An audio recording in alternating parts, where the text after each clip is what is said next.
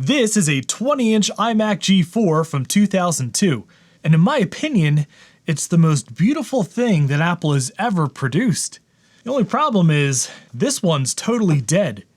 But today, through the power of Australia and Apple Silicon, we're gonna resurrect it and give it considerably more power.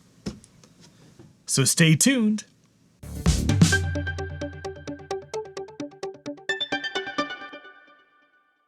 And if you enjoy going to great lengths to save the obsolete computers you love, I hope you'll consider subscribing to the channel.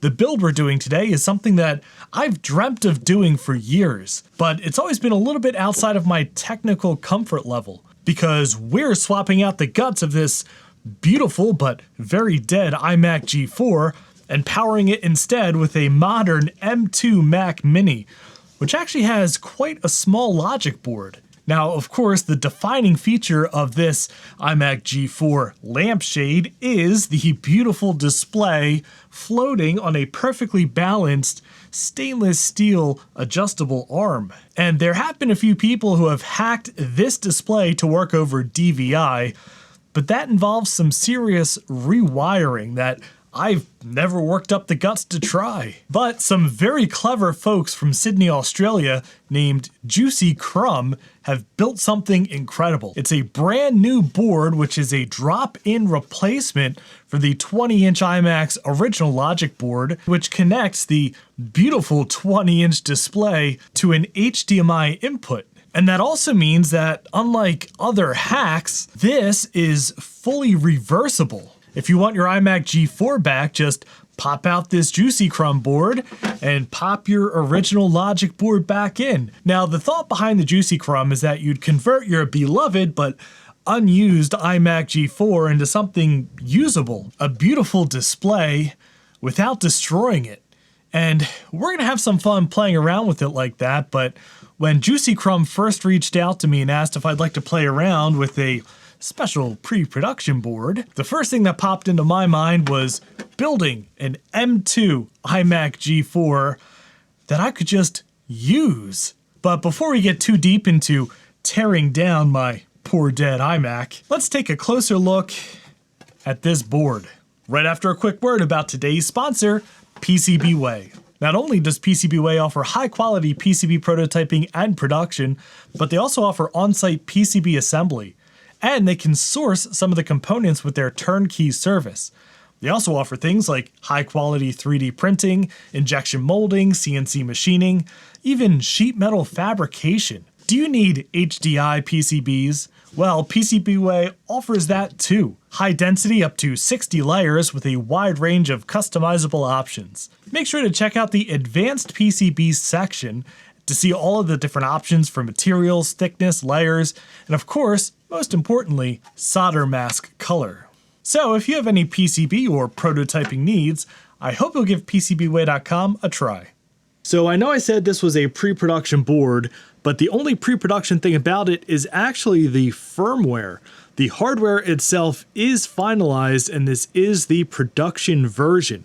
The only thing that might differ from the one that eventually goes on sale is this nice limited edition badging. But looking at the board here, there are a few interesting things. The heart of this is right here, a Raspberry Pi 2040 microcontroller. And then on the board itself, we have a USB hub. This is a USB-C port, 3 USB Type A ports, your HDMI, of course.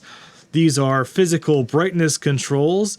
We can actually plug in the original Pro speakers from the iMac into this port. That is incredible. And then we have audio in and out, and the power button. Also on the board, we have the connectors for power. We have headers for IDE.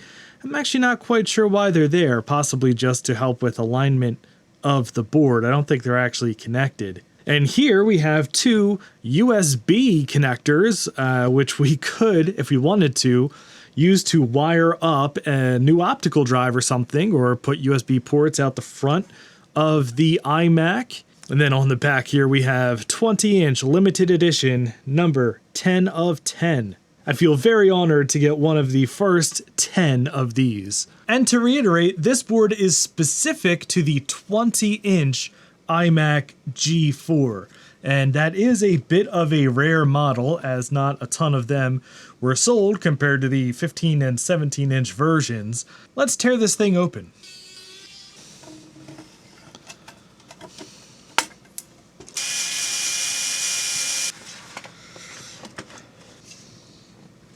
And I'm just going to completely remove the optical drive. I think in the future we could put a USB drive in here, but for now, I want as much space as possible for the Mac Mini.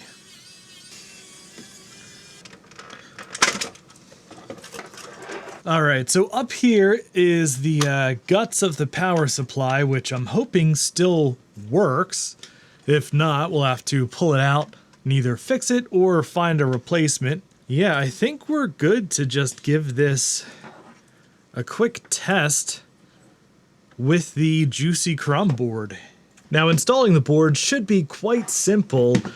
Juicy Crumb does include a very nice looking manual, but really all we're doing is popping out this original G4 board and dropping the Juicy Crumb in its place, and it's reusing the power connector here.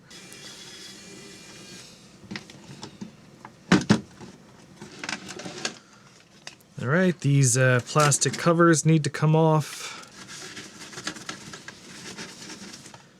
And this pops in right like that.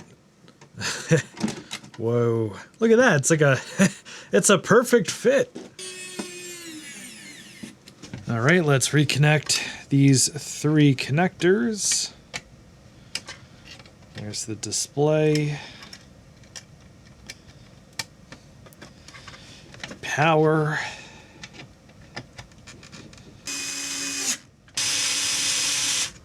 So here it is, full of new ports, and it looks pretty great. And we use the original power cord. We'll hook up HDMI, and I got some super short cables for audio, and USB-C.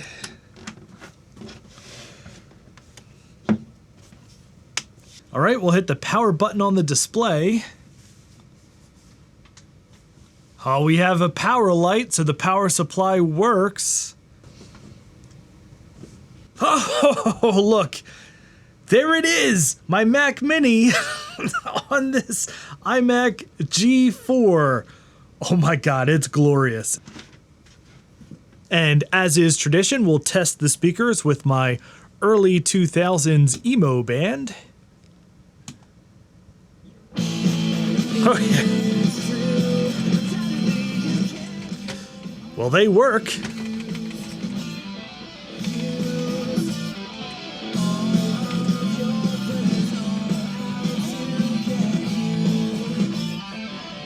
All right, let's see what else we can hook up to this thing. Remember these Intel compute sticks? Let's make the worst iMac ever. Oh yeah, now that is terrible. All right, how about a totally normal gaming session? Oh yeah, this is pretty awesome. Ah, wonderful. So as I was filming, the Juicy Crumb folks actually sent me the finalized firmware for this board, which is great because it has some really useful features. And since this is based on the Raspberry Pi microcontroller, it's actually very easy to flash. And we can just drag and drop the firmware onto the board. It ejected, so it flashed. And now we can use a very special app, which we'll take a look at after we transplant the Mac Mini. All right, let's crack open this Mac Mini.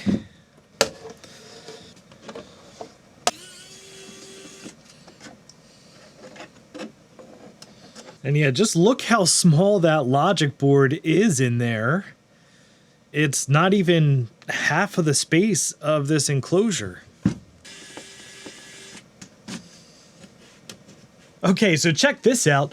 The Mac Mini logic board and fan assembly fit almost eerily well in this space left by the optical drive down to the point where one of the optical drive screw holes lines up with the Mac Mini, and the back of the fan lines up with the optical drive opening.